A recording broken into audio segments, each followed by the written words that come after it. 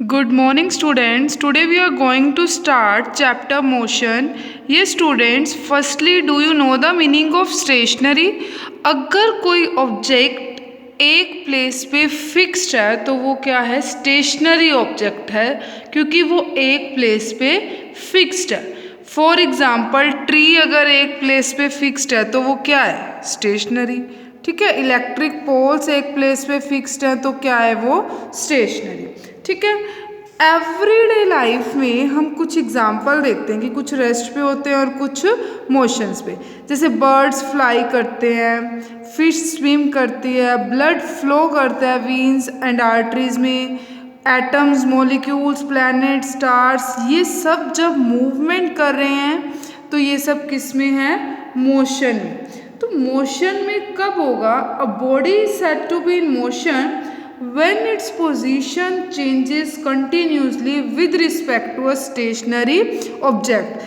stationary objects क्या होता है स्टूडेंट? जैसे एक कोई ऑब्जेक्ट है, फॉर एग्जाम्पल जैसे यहाँ भी आपको दिया हुआ है कि मोशन किसी की है, आप कैसे जज करोगे? एक ट्री है, वो एक ही जगह पे है, मूव तो नहीं करेगा, और आप उस ट्री की रिस्पेक्ट में मूव कर रहे हो, उससे आगे चल रहे हो ट्री से। ट्री तो एक जगह पे फिक्स्ड है, वो स्टेशनरी, और आप मूव कर रहे हो, इट मीन्स आप क्या हो? मोशन में। आपकी पोजीशन टाइम के साथ चेंज हो रही है। Is it due to motion of the earth? What causes the phenomena of sunrise, sunset and changing of season? क्या ये सब मोशन की वजह से होता है स्टूडेंट्स? ये सब हम डिस्कस करेंगे अभी। अगर कोई बॉडी मूव्स फास्ट है तो उसकी मोशन हम इजीली ऑब्जर्व कर लेते हैं, और अगर कोई धीरे धीरे मूव कर रहा है उसकी मोशन हम इजीली ऑब्जर्व नहीं कर पाते।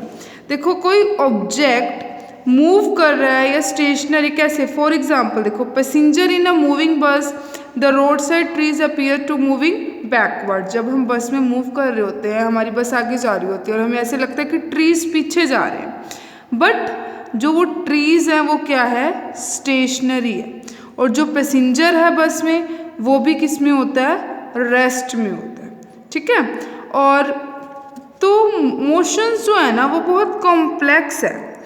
कुछ ऑब्जेक्ट्स मूव करते हैं स्ट्रेट लाइन में, कुछ सर्कुलर पाथ में मूव करते हैं। तो इस चैप्टर में हम यही डिस्कस करेंगे कि कुछ circular motion, straight line motion, ये सब हम डिस्कस करेंगे। जैसे देखो, ये फर्स्ट एक्टिविटी है, discuss whether the walls of your classroom are at rest और इन मोशन। अब आपके क्लासरूम की जो वॉल्स है वो क्या है? रेस्ट में ही है। ठीक है, और सेकेंड एक्टिविटी में है, have you ever experience that the train in which you are sitting appears to move while it is at rest?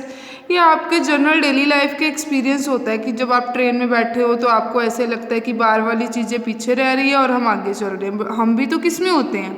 Rest में होते हैं। तो स्टूडेंट्स, मोशन से डिस्कस करने से पहले हम डिस्कस करेंगे डिस्टेंस एंड डिस्प्लेसमेंट। डिस्टेंस क्या होता है? Distance travelled by a body is the actual length of the path covered by a moving body irrespective of the direction in which the body travel.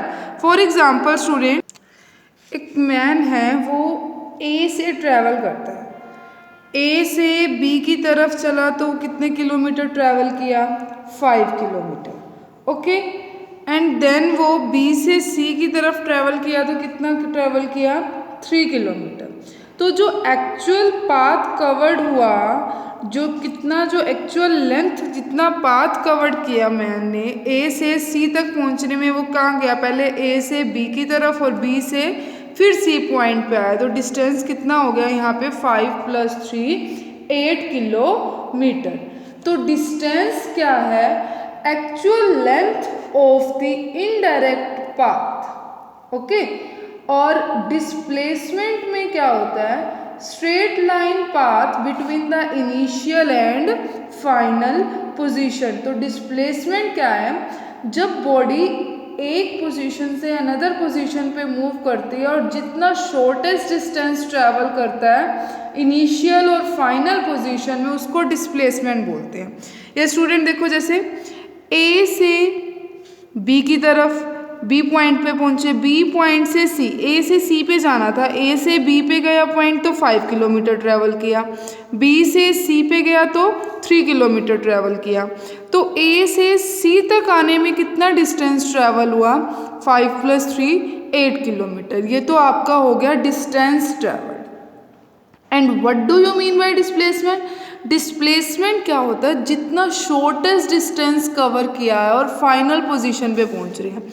हम कहाँ से चल रहे थे, ए पॉइंट से, ए स्टार्टिंग पॉइंट है तो इसको हम कौन सा पॉइंट बोलते हैं, इनिशियल पोजीशन। और सी पॉइंट पे हमने रीच करना है तो इस पॉइंट को हम कौन सी पोजीशन बोलेंगे, फाइनल पोजीशन। तो ए हमारी इनिशियल पोजीशन है और सी फाइनल पोजीशन है। ए से सी तक पहुंचने में जो शॉर्टेस्ट डिस्टेंस कवर किया, कि शॉर्टेस्ट डिस्टेंस में ही हम एक फाइनल पोजीशन पे पहुंच रहे हैं, उस चीज़ को क्या बोलते हैं, डिस्प्लेसमेंट। ओके, जो डिस्टेंस है वो स्केलर क्वांटिटी है, बिकॉज डिस्टेंस की कोई डायरेक्शन नहीं है, ए से बी पे जा रहा था, बी से सी, इसकी कोई डायरेक्शन नहीं होती स्पेसिफाइड। बट डिस्प्लेसमेंट जो है वो कैसी होती है, ये जो ए से सी तक पहुंचे इसको डिस्प्लेसमेंट बोल रहे हो। डिस्प्लेसमेंट कैसी क्वांटिटी है, vector quantity. Displacement vector quantity क्यों होती है, क्योंकि it has magnitude as well as direction. A से सी में मूव कर रहे हैं तो इट मीन्स वो कहाँ मूव कर रहा है, टुवार्ड्स ईस्ट। मैग्नीट्यूड भी है और डायरेक्शन भी। और डिस्टेंस कभी भी ज़ीरो नहीं हो सकता और डिस्प्लेसमेंट ज़ीरो हो सकती है।